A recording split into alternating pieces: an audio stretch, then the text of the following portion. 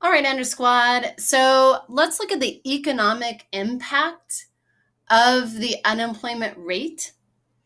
So the unemployment rate measures aggregate demand. It helps to determine how much demand there will be in our economy.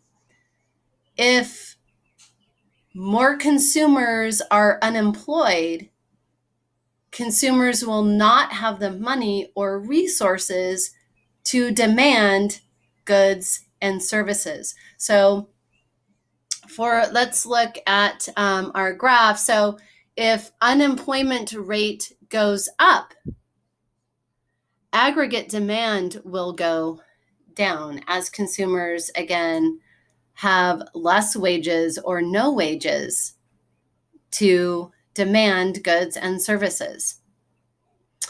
So if the unemployment rate goes up and aggregate demand goes down, gross domestic product will also go down.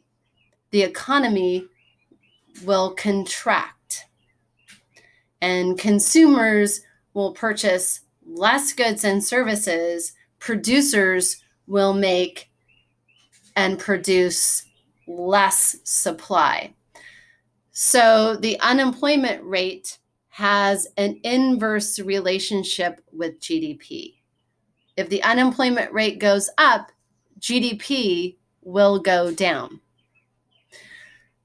And conversely, if unemployment rate goes down, more Americans have a job, more Americans have wages, then they will demand more goods and services, and aggregate demand will increase, and GDP will then go up. So the way to look at the unemployment rate and determine where the economy is in the business cycle, we have to look at the normal range or full employment. So if the unemployment rate is above 6%,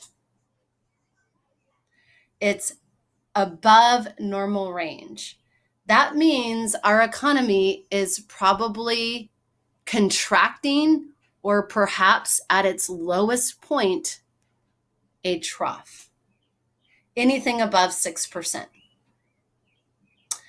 And if our unemployment rate goes below 4%, below normal range, then our economy is expanding, or perhaps it has reached a peak. And the more consumers have a job, the more they demand will drive up prices and eventually cause the economy to slow back down.